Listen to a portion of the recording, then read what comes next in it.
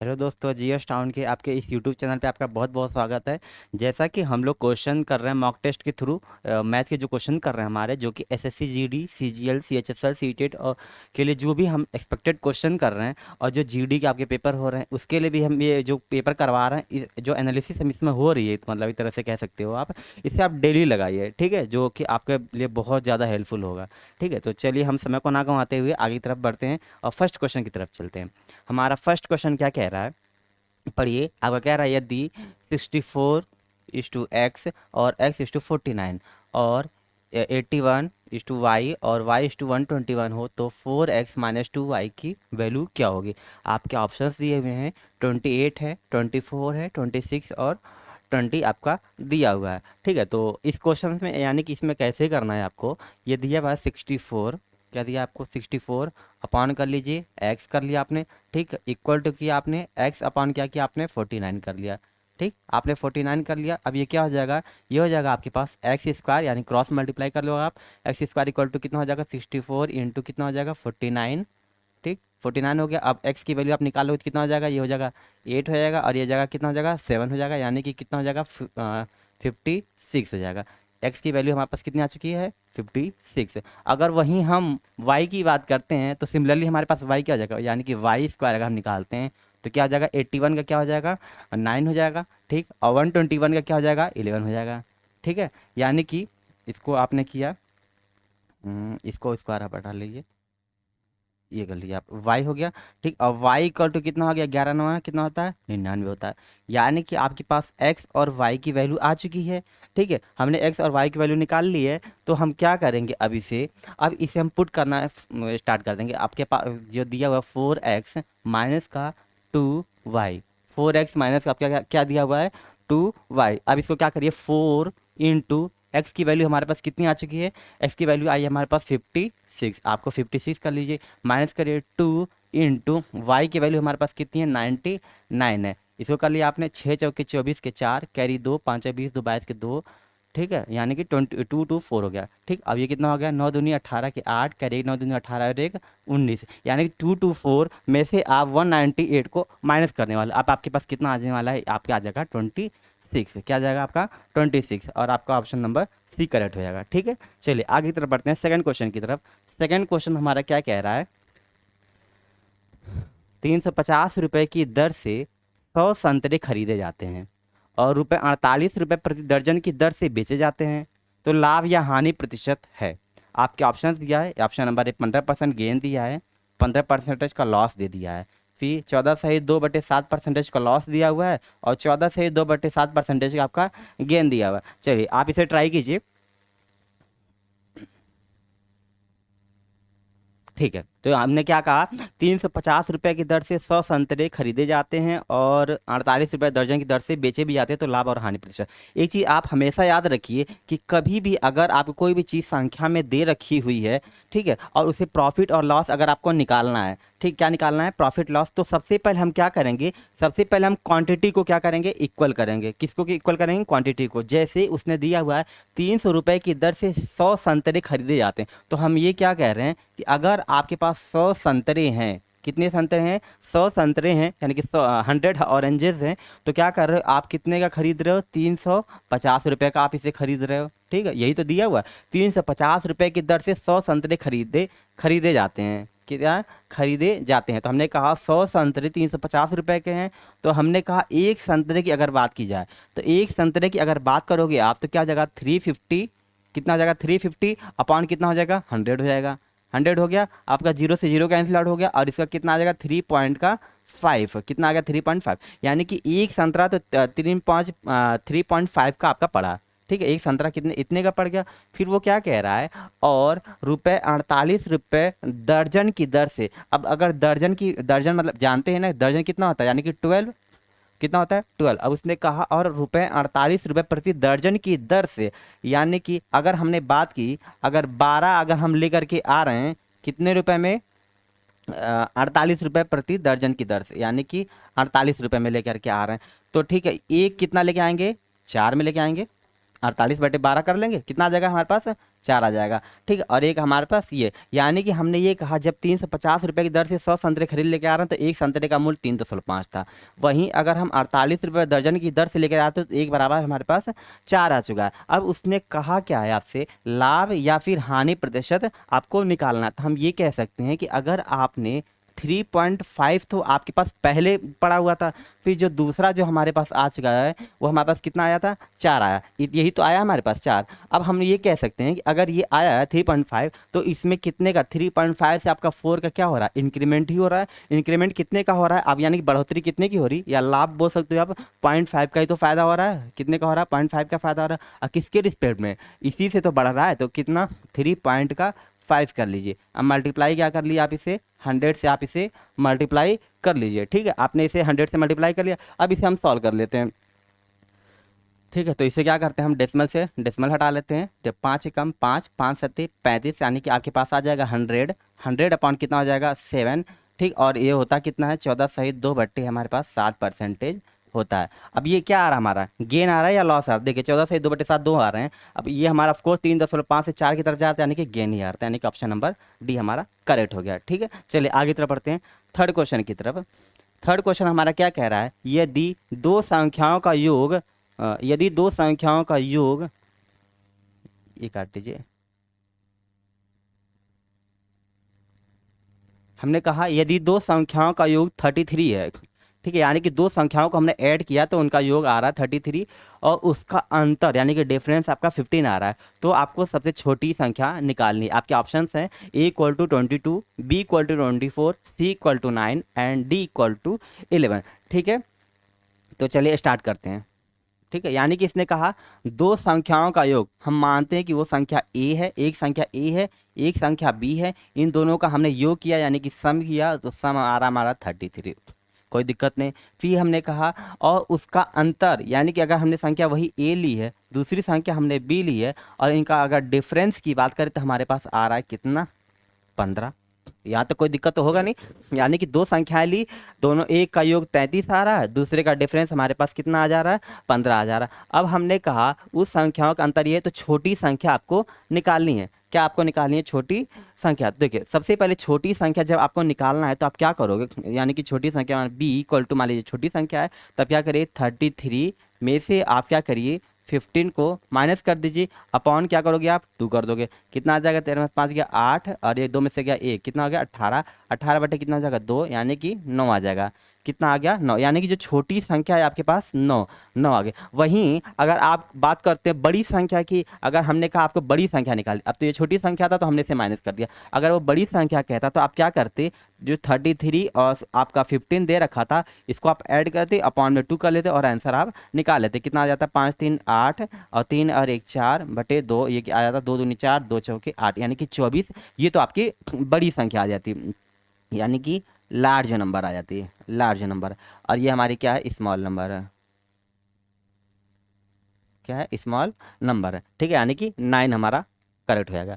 ठीक है, आगे तरफ बढ़ते हैं। हमारा फोर्थ क्वेश्चन क्या कह रहा है, फोर्थ क्वेश्चन कह रहा है एक दुकानदार चीनी की कीमत में वृद्धि करता है, यानी कोई भी शॉपकीपर है जो शुगर की कीमत में, प्राइस में क्या कर रहा है, वो वृद्धि कर दे रहा है। उसके परिणाम के रूप में देखा गया कि चीनी की बिक्री में 10% की कमी आ गई है। ठीक है, लेकिन सकल लाभ 20% बरकरार रहा। ठीक है, वस्तु के विक्रय मूल्य में प्रतिशत वृद्धि ज्ञात कीजिए। आपको इसमें वस्तु के विक्रय मूल्य में प्रतिशत, क्या आप, अगर इसने कहा है कि विक्रय मूल्य में प्रतिशत वृद्धि निकालना है, क्या आप इसे फाइंड कर सकते हो। आपके ऑप्शंस दे रखे हैं 33.33, 16.66 और 24%, 32.32%।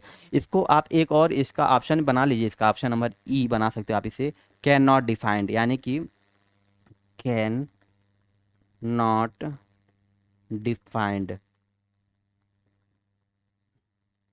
ठीक, क्या कर लीजिए आप, इसे कैन नॉट डिफाइन कर लिए। ठीक, एक चीज आप हमेशा याद रखिए, अगर उसने बोला विक्रय मूल्य आप प्रतिशत वृद्धि निकाल, पहली बात तो हम इसे विक्रय मूल्य इसका हम फाइंड नहीं कर सकते, क्यों, क्योंकि यहाँ पे विक्रय मूल्य क्यों हम सॉल्व ही नहीं कर पाएंगे। ठीक है, अगर हमसे ये पूछता है अगर ये कि आपके जो प्राइस आपने लगा उसमें कितने प्रतिशत की वृद्धि हो रही है या कमी हो रही, तो हम उसे निकाल सकते थे। जैसे अगर हम बात करते, उसने प्राइस की अगर बात कर ले रहा है, उसने कहा दुकानदार ने कीमत में वृद्धि करा था, उसके परिणाम स्वरूप देखा गया चीनी की बिक्री में 10% की कमी आई है। ठीक है, और उसके बाद सकल लाभ इतना हो गया, हम इसे प्रॉफिट तो निकाल सकते हैं, लेकिन हम क्या कर सकते हैं, प्रॉफिट में क्या इंक्रीमेंट वगैरह निकाल सकते हैं, लेकिन हम विक्रय मूल्य से नहीं निकाल सकते हैं। ठीक है, तो इस वजह से क्या हो जाएगा, ये इसे कैन नॉट डिफाइंड हो जाएगा, ये आपका आंसर हो जाएगा। ठीक है, चलिए फिफ्थ क्वेश्चन की तरफ हम करते हैं। फिफ्थ क्वेश्चन हमारा क्या कह रहा है, 120 छात्रों के द्वारा प्राप्त प्राप्त औसत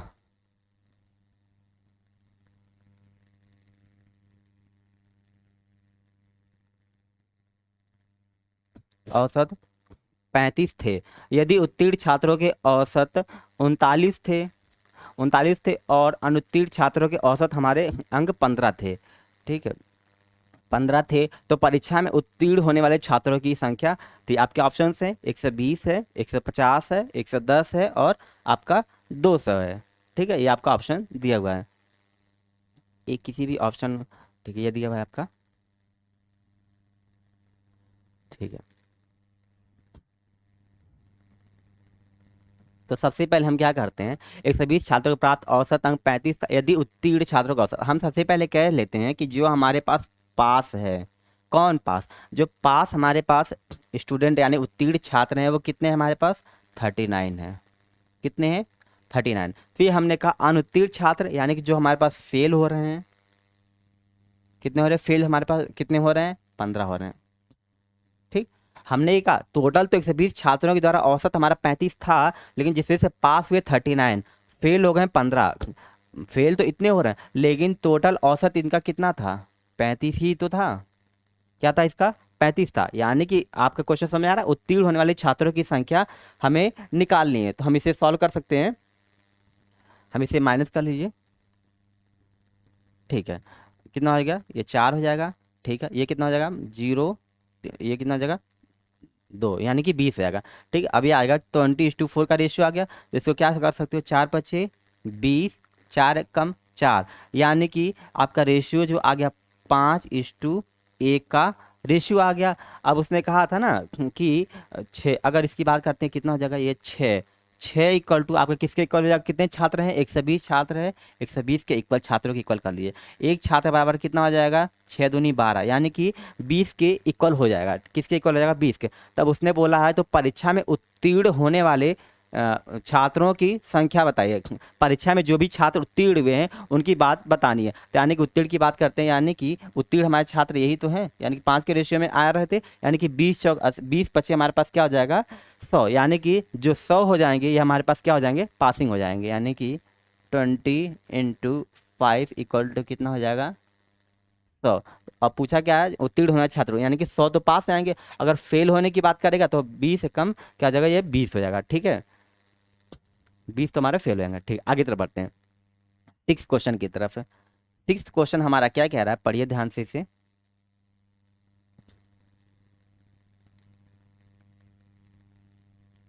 ठीक, इसने कहा 5 महिलाएं और 2 पुरुष किसी कार्य को 4 दिनों में पूरा कर सकते हैं, जबकि 6 महिलाएं और 3 पुरुष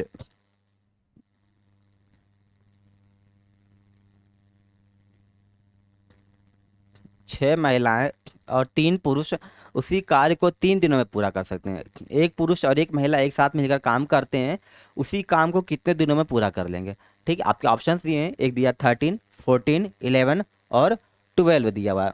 ठीक है, तो देखिए इसने कहा 5 महिलाएं 2 पुरुष, तो हमने कहा 5 महिलाएं, तो हमने एम से महिला की किया है, 5 महिलाएं, फिर हमने कहा और 2 पुरुष, और 2 पुरुष किसी कार्य को 4 दिनों में करते हैं, यानी कि 4 दिनों में करते हैं, मल्टीप्लाई कर लिया हमने। फिर हमने कहा जबकि 6 महिलाएं, जबकि यानी कि इक्वल लगाया, 6 महिलाएं यानी कि 6 महिलाएं यानी कि एम, और 3 पुरुष प्लस का 3 पुरुष तीन पुरुष उसी कार्य को 3 दिनों में पूरा करते हैं, उसी कार्य को कर रहे हैं 3 दिनों में कंप्लीट कर रहे हैं। आपको इसमें कोई दिक्कत तो नहीं होगी, यानी कि ठीक है। फिर हमने कहा ये हो जाएगा 5 चौके 20 हो जाएगा, 20 महिला प्लस का हो जाएगा 4 दूनी 8 पुरुष हो जाएगा, इक्वल टू हो जाएगा 6 त्रिक 18 महिला प्लस का हो जाएगा 3 त्रिका 9 पुरुष हो जाएगा। यानी कि अब पुरुष और महिला की अगर बात करते हैं 20 में से 18 के कितना हो जाएगा 2 महिला इक्वल टू कितना हो जाएगा 1 पुरुष के इक्वल हो जाएगा। यानी कि 2 महिला इक्वल टू 1 पुरुष के इक्वल हो जाएगा। अगर हम पुरुष और महिला का अगर हम बात करते हैं पुरुष अपॉन महिला का अगर रेशियो में लेते हैं तो हमारे पास कितना हो जाएगा 2/1 हो जाएगा ये हमारे पास। यानी कि ये कह सकते हैं कि ये इफ़िशियंसी का हमारे पास रेशियो हो चुका। अगर दोनों की इफ़िशियंसी अगर हम एक साथ लेना चाहें तो इफ़िशियंसी दोनों की टोटल कितनी हो जाएगी 3 इफ़िशियंसी हो जाएगी टोटल। ठीक है 3 इफ़िशियंसी हो जाएगी। फिर हमने ये कहा कि जब ये महिलाएं हैं तो टोटल वर्क आप अगर हम आपको क्या निकालना अभी तो हम आपको टोटल वर्क निकालना पड़ेगा, टोटल वर्क। ठीक है क्या निकालना पड़ेगा आपको टोटल वर्क। अब टोटल वर्क कैसे निकालोगे, क्योंकि अब उसने कहा था ना, यानी कि 2 पुरुष हैं तो कितना 2 दूनी कितना हो जाएगा 4। देखिए 2 दूनी यानी कि 2 पुरुष थे तो 2 दूना 4।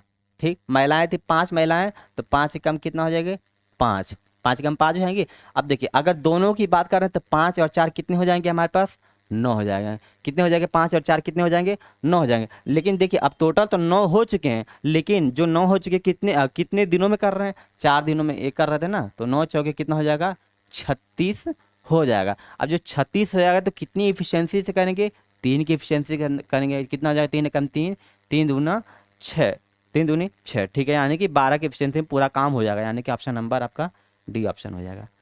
ठीक है ठीक है चलिए आगे तरफ बढ़ते हैं 7वें क्वेश्चन की तरफ। 7वां क्वेश्चन हमारा क्या कह रहा है 70 किलोमीटर प्रति घंटा की एक समान चाल से चल रही एक ट्रेन एक निश्चित दूरी तय करने में एक निश्चित समय लेती है। यदि ट्रेन 65 किलोमीटर प्रति घंटा की चाल से चले तो वह पिछले समय से 42 मिनट अधिक समय लेती है। ट्रेन के द्वारा तय की गई दूरी कितनी है। ट्रेन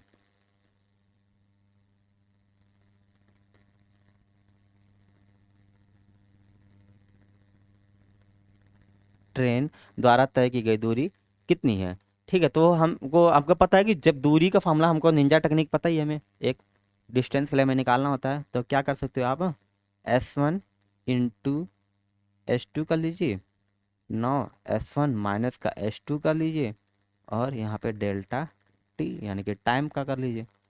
ठीक है तो हमें पता है कि S1 ने क्या दिया 70 किलोमीटर प्रति घंटा के दे रखा हुआ है, यानी कि 70 किलोमीटर प्रति घंटा दे रखा है। ठीक है दूसरा क्या कह रहा है एक ट्रेन निश्चित दूरी तय करने में निश्चित समय लेती है और वह ट्रेन 65 किलोमीटर प्रति घंटा की चाल से, यानी दूसरी हमारे पास एक तो हमारा 70 है एक हमारे पास 65 है, तो इसे हम 65 लिख लीजिए। ठीक है दोनों का डिफरेंस कितना हो जाएगा 70 में से 65 कितना हो जाएगा 5 हो जाएगा। ठीक है उस समय कितना दिया है पिछले समय से 42 मिनट अधिक समय लेती है, तो आप क्या कर लीजिए यानी कि 42 मिनट अधिक लेती है। ठीक अब मिनट को आप घंटे में भी कन्वर्ट कर लीजिए, यहीं पे आपने से कन्वर्ट भी कर लिया। आप इसे काटना स्टार्ट कर दीजिए, जीरो से जीरो आपने उड़ा लिया। ठीक है फिर क्या हो जाएगा 6 × 6 6 × 7 = 42 हो गया। ठीक है उसके बाद हो जाएगा 5 × 5 5 बचा कितना यहाँ 5 × 3 = 15। ठीक है 5 × 3 = 15 यानी कि आपके पास बच गया क्या 49 × 13, आपके पास गया 49 × 13, यही तो बचा यानी कि 7 × 7 = 49 और ये 13 बच गया। ठीक है अगर हम इसे यूनिट डिजिट से करना चाहें 9 × 3 = 27, 27 का 7। अब देखिए ऑप्शन नंबर में यहाँ जीरो आ रहा है यानी ये होगा ही नहीं, जीरो आ रहा नहीं होगा, जीरो आ रहा नहीं हो रहा, लेकिन यूनिट डिजिट 7 आ रहा है, 7 एक ही वाला है, यानी कि ऑप्शन नंबर सी हो जाएगा, यानी कि ये हमारा आंसर हो जाएगा। ठीक है चलिए आगे तरफ बढ़ते हैं 8वें क्वेश्चन की तरफ चलते हैं। 8वां क्वेश्चन हमारा क्या कह रहा है 8वां क्वेश्चन कह रहा है यदि P/Q=3:2 है तो P² माइनस का Q² प्लस का Q² का अनुपात ज्ञात कीजिए। आपके ऑप्शंस ये दिए हुए हैं। ठीक है यानी कि आप क्या P और Q के इसमें वैल्यू पुट कर लीजिए, यानी कि कितना हो जाएगा 3 × 3 = 9 माइनस का कितना हो जाएगा 2 दूनी 4 बटे रख लीजिए P² कितना हो जाएगा 3 × 3 = 9 प्लस का कितना हो जाएगा 4, यानी कि 5 9 में से 4 गया 5 9 4 13 5/13 5/13 यानी कि 5:13 आपका आंसर हो जाएगा। ठीक है नाइन्थ क्वेश्चन की तरफ चलते हैं। नाइन्थ क्वेश्चन क्या कह रहा है, त्रिज्या वाले वृत्त के क्षेत्रफल का आंकिक मान उसकी परिधि के आंकिक मान के कितने प्रतिशत के बराबर है। ठीक है, तो त्रिज्या नहीं दे रखी हुई, तो त्रिज्या आप मान लीजिए आपके पास यहाँ 4 दे रखा हुआ है। ठीक है, त्रिज्या 4 वाले वृत्त के क्षेत्रफल का आंकिक मान उसकी परिधि के आंकिक मान के बराबर है। ठीक है, तो हम ये कहते हैं कि अगर रेडियस उसने 4 दे रखी हुई है तो हमको क्षेत्रफल पता है इसका। ठीक है, इसका क्षेत्रफल हमें वृत्त का पता है, क्या होता है, पाई आर स्क्वायर। वृत्त का क्षेत्रफल क्या होता है, यानी कि पाई आर स्क्वायर। अगर पाई आर स्क्वायर यानी कि पाई को पाई ही रखने दीजिए, आर स्क्वायर, आर की वैल्यू कितनी दे रखी है, 4 दे रखी है, तो 4 चौक कितना हो जाएगा, 16, यानी कितना हो जाएगा, 16 पाई हो जाएगा। ठीक, 16 पाई हो गया। अब उसने कहा हुआ है उसकी परिधि के आंकिक मान के कितने प्रतिशत। अब परिधि की बात करते हैं, अगर हम परिधि की बात करते हैं वृत्त के, तो कितना होता है 2 पाई आर, कितना होता है 2 पाई आर, तो 2 इंटू पाई रखने दीजिए, आर कितनी है 4, कितना हो जाएगा 4 दूनी 8 पाई, कितना हो जाएगा 8 पाई हो गया, इक्वल टू हो जाएगा आपके पास 8 पाई। ठीक है, 8 पाई हो चुका। अब देखिए आप क्वेश्चन क्या कह रहा है, उसने कहा वृत्त का जो क्षेत्रफल का आंकिक मान उसकी परिधि के आंकिक मान के कितने प्रतिशत के बराबर है। आपको क्वेश्चन बहुत ध्यान से पढ़ना है। उसने कहा है कि उसकी परिधि के, किसकी, उसकी परिधि के, तो परिधि कितनी है 8 पाई है, किसके है 8 पाई के, उसने कहा नहीं परिधि के यानी कि 8 पाई। ठीक है, कौन, परिधि के कौन, 16 पाई वाला ही तो होगा, 16 पाई। और उसने कहा प्रतिशत बराबर है, यानी प्रतिशत की बात कर रहा है, यानी कि आप इसे 100 कर लीजिए। आपने इसे कर लिया, पाई से पाई आपका कट गया, 8 है कम 8, 8 दूनी 16, यानी कि कितना आ गया आपके पास 200 आ गया, 200 क्या 200%। ठीक है, ये आपको समझ में आ गया। इसने कहा ना परिधि के आंकिक मान, यानी कि परिधि के, किसके, परिधि के, परिधि क्या है 2 पाई आर, यही तो है परिधि। तो हमने क्या किया 8 पाई कौन 16 पाई मल्टीप्लाई कर लिया 100 और 200% आपका आ गया। ठीक है, 10वें क्वेश्चन की तरफ चलते हैं।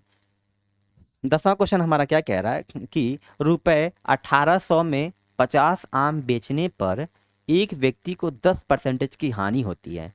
इस लेन देन में 15% लाभ प्राप्त करने के लिए उसे रुपए 552 में कितने आम बेचने होंगे। इसमें हम क्या क्रॉस मेथड लगा सकते हैं, बिल्कुल लगा सकते हैं, एक बार ट्राई कीजिए करने की कोशिश।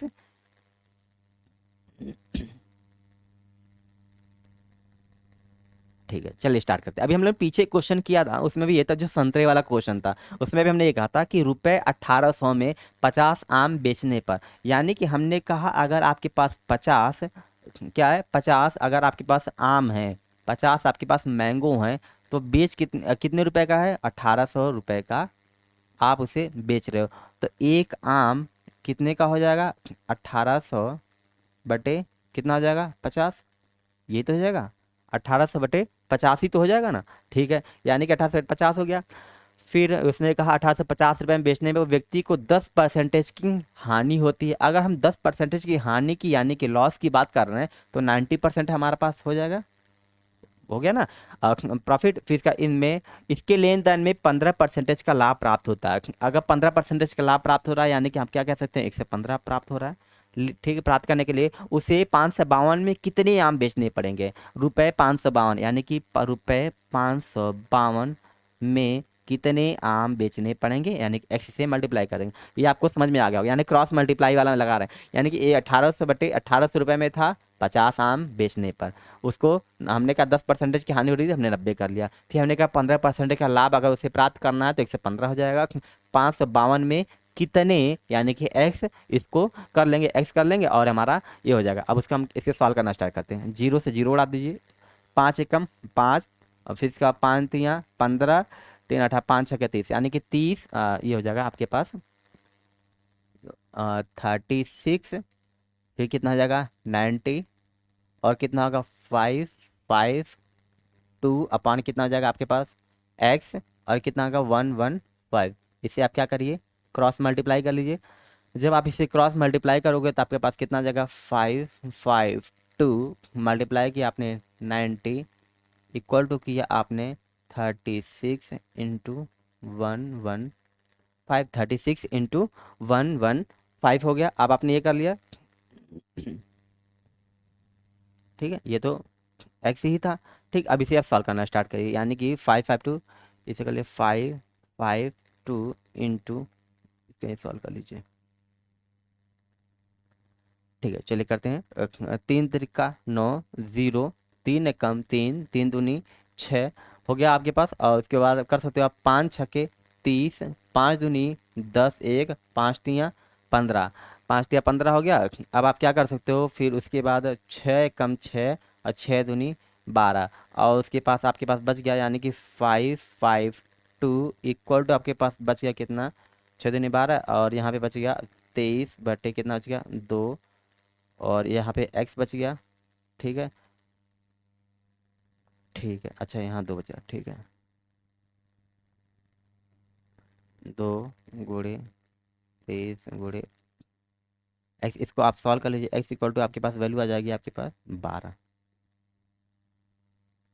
x वैल्यू हमारे पास कितनी आ जाएगी, 12।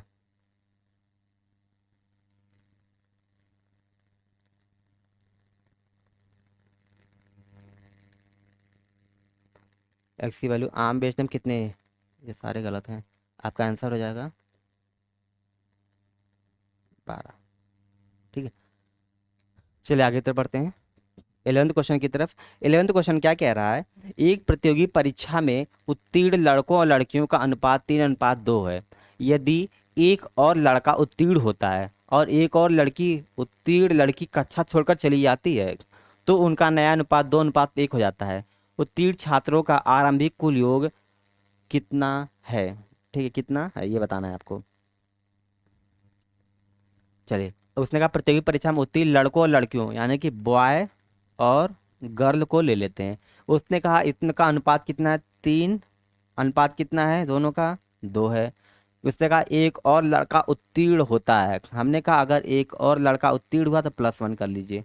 हमने कहा एक और लड़की उत्तीर्ण लड़की कक्षा छोड़ के ही चली जा रही है भैया, ये कितनी हो रही है, -1 हो गया। फिर हमने कहा उनका नया अनुपात 2:1 हो गया। नया अनुपात हमने कहा 2:1 बन गया, कोई दिक्कत तो नहीं है आपको। हमने कहा उत्तीर्ण लड़कों लड़कियों का अनुपात हमारे पास 3:2 था।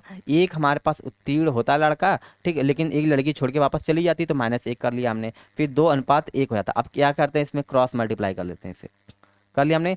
3 1 3, 3 1 3 और 2 दूनी 4, 4 में से 3 गया कितना बचेगा, 1, 1 बच गया। अब इससे मल्टीप्लाई किया, 2 1 2, 1 1 1 माइनस लगा था तो यहाँ पे क्या आ जाएगा, प्लस हो जाएगा, यानी कि 1 बराबर किसके इक्वल हो जाएगा, आपके 3 के इक्वल हो जाएगा, 3 के इक्वल हो जाएगा। अब उसने क्या पूछा हुआ है, उत्तीर्ण छात्रों का आरंभिक कुल योग, आरंभिक योग कितना होगा, 3:2 ही तो था, तो अगर योग की बात करेंगे तो कितना होगा, 3 और 2 कितना हो जाएगा, 5, और एक कितना आ रहा है, 3 के आ रहा था, 5 3 यहाँ कितना हो जाएगा, 15।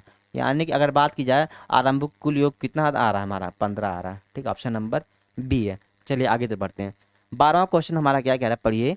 एक वृत्त के चतुर्थांश का क्षेत्रफल π/25 मीटर स्क्वायर है, इसकी त्रिज्या किसके बराबर होगी। आपका ऑप्शन है 3/2 के बराबर होगी, 1/5 के बराबर होगी, 2/5 के बराबर होगी, या फिर 1/3 के बराबर होगी। ठीक है, जो चतुर्थांश आपका होता है ना क्षेत्रफल, ये ऑलरेडी अपने आप में π² के इक्वल होता है, आपको याद रखना है। आपको ये याद रखना है, एक वृत्त का जो चतुर्थांश का क्षेत्रफल मतलब जो दिया हुआ है, चतुर्थांश अपने आप में πr² होता है। ठीक है, अब πr² जो दिया हुआ है, ये किसके इक्वल है, इस क्षेत्रफल के इक्वल कर लीजिए। पाई अपान किसके इक्वल हो जाएगा, 25 के। अब इससे क्या करिए, इसे पाई से पाई कैंसिल आउट हो गया, r² इक्वल टू कितना हो जाएगा, आपके पास में हो जाएगा, यानी कि हो जाएगा 4, ये क्या हो जाएगा 4/25। r इक्वल टू कितना हो जाएगा, 2 अपॉन कितना हो जाएगा, 5। r इक्वल टू कितना हो जाएगा आपके पास, 2/5, 2/5 है, यानी कि ऑप्शन नंबर सी हो जाएगा। ठीक है, चलिए आगे तरफ बढ़ते हैं। तो आज के लिए इतना ही क्वेश्चन है, हमारे 12 क्वेश्चन है। होप सो आप अच्छे से इसे प्रैक्टिस करते रहिए। ठीक है, और कोई भी किसी क्वेश्चन में अगर कोई प्रॉब्लम होती है तो आप उसे कमेंट बॉक्स में आप लिख सकते हैं, और कि मतलब ये क्वेश्चन आपको समझ में नहीं आया, हम उसे दोबारा आपको जरूर समझाएंगे फिर से। ठीक है, तो आज के लिए इतना ही।